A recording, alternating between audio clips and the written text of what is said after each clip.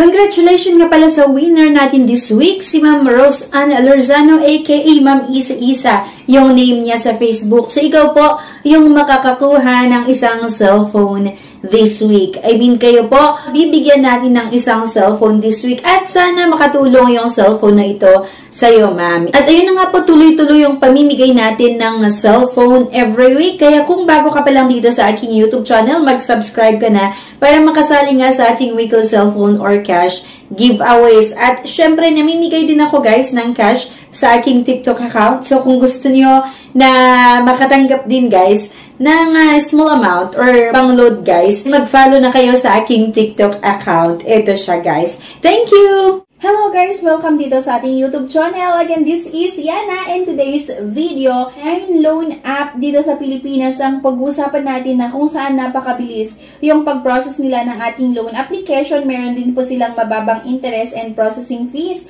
at mas mahaba po yung payment terms na ino-offer nila kung ikumpara natin naman talaga sa iba't ibang mga pautangan online. At ang isa pa talaga sa mga nagustuhan ko sa mga pautangan na ito nga ay mas mataas din or mas malaki yung ino-offer nila na pwede nating mahiram. At kung nakabuo ka ng good credit standing sa kanila, ay abay pwede kang paulit-ulit nga na umutang, ay offeran kanila ng mas malaking amount at mas mahabang payment terms. Kaya isa din talaga ito sa mga nagustuhan ko sa pautangan or sa mga pautangan na ito. Pero bago ang lahat, kung naghahanap kayo ng iba pang option na pwedeng mahiraman online, meron din akong nilagay na link na makikita nyo sa description at sa comment section below. Pwede nyo i-click yung mga link na yon at i-explore nga itong iba't ibang pautangan na ito.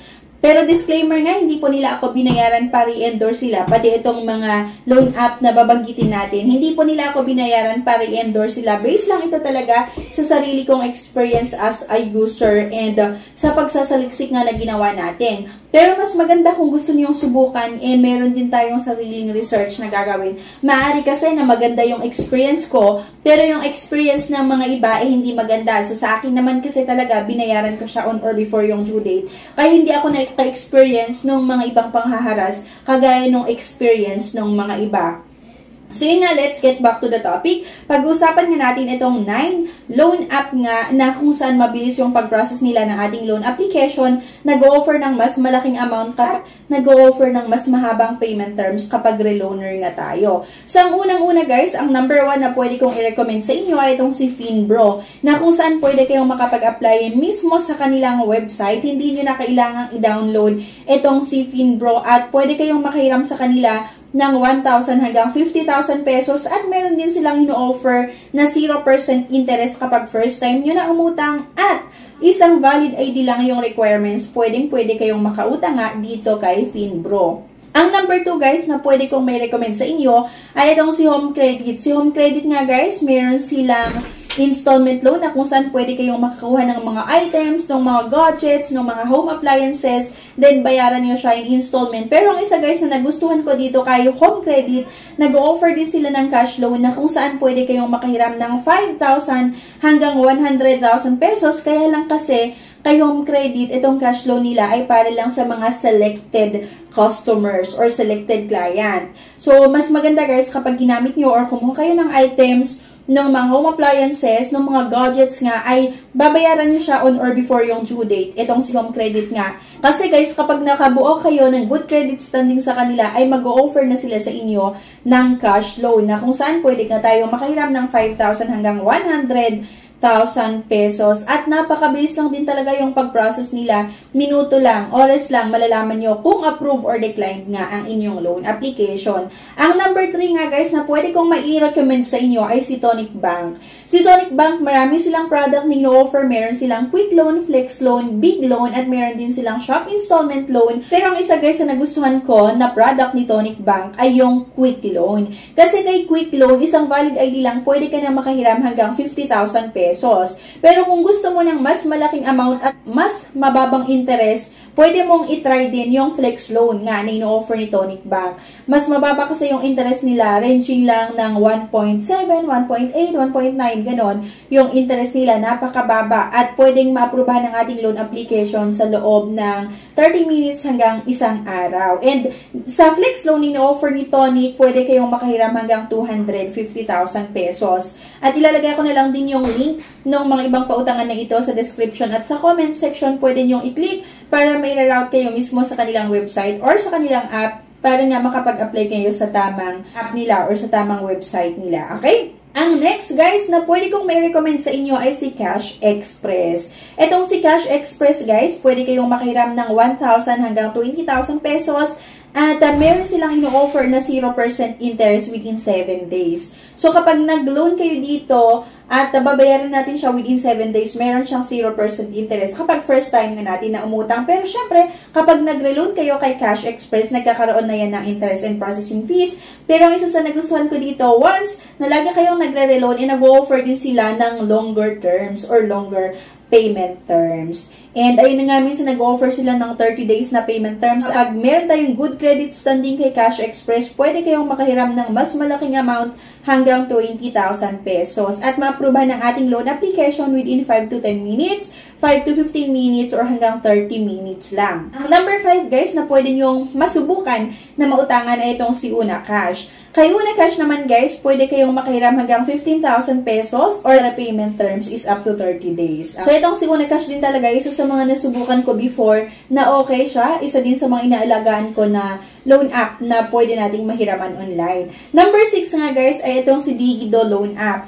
Si Digido, guys, hindi ko siya totally na nire-recommend sa inyo. Kaya lang kung na-decline kayo dito sa mga naunang loan app na pwedeng mahiraman online, pwede nyo i-consider si Digido. Kaya lang kasi, guys, kay Digido or Digido, dapat bayaran nyo siya ng mas maaga para mas maliit yung interest and processing fees niya. Kapag kasi inoferan kayo ni Digido ng 1 month na payment terms, tas doon mo lang talaga babayaran, doon sa due date nga, doon sa terms tinakda nila, malaki yung interest. Pero guys, kung nag-offer si Digido ng 1 month na payment terms, pero within 3 days, within 4 days, or 5 days, biyayaran mo siya, mababa din talaga naman yung interest at processing fees niya. Parang ganito si Digido, pag binayaran mo siya ng matagal, malaki yung interest and processing fees niya. Pero kapag binayaran mo siya ng mabilis lang, or within 2 days, within 3 days, binayaran mo na siya agad-agad, mababa din yung interest talaga nila and processing fees. Kaya, advice ko na manghiram kayo kay Digido kung meron kayong inaasahan na pera within 5 days lang.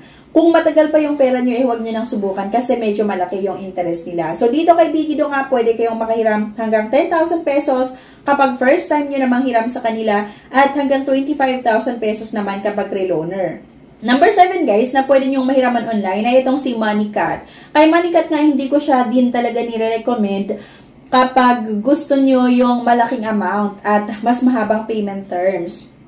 Kasi guys, kay MoneyCat, kapag first time nyo na umutang, based sa experience ko, nung sinubukan ko siya, 600 lang. Actually, nilagay ko na 10,000 pesos yung loan amount. Nung sinubukan ko, kaya lang, ang in-approve lang talaga nila is 600 pesos. Pero ang maganda din naman, 0% interest sila kapag first time natin na umutang. So, nung in-approvean nila yung loan ko ng 600 pesos, within 7 days, 600 pesos pa rin yung nayaran ko. Okay, so 0% interest sila kapag first time natin na umutang. At nag-offer din sila, guys, ng hanggang 1 month na payment terms kapag lagi kayong umuutang sa kanila.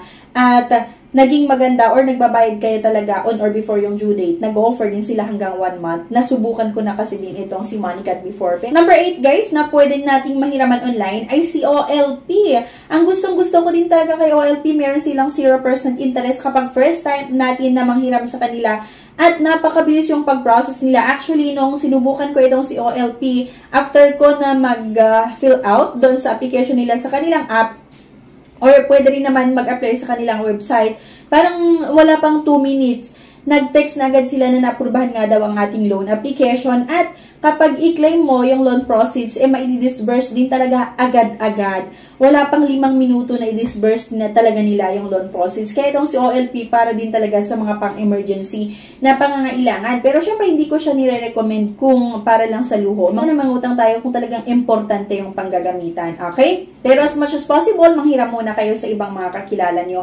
At syempre, yung number 9 guys na pwede kong may recommend sa inyo ay itong si Tala. Kay Tala, pwede kayong makahiram ng 1,000 hanggang 3,000 kapag first time.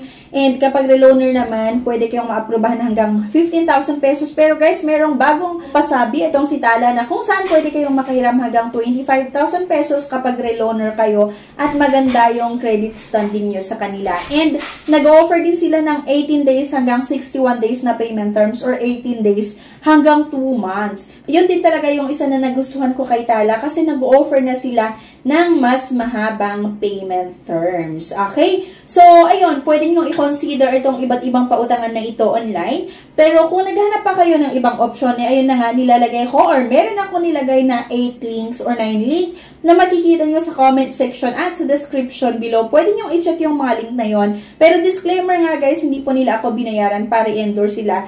Bali kasi sa akin, sinubukan ko yung mga yun at okay naman yung naging experience ko.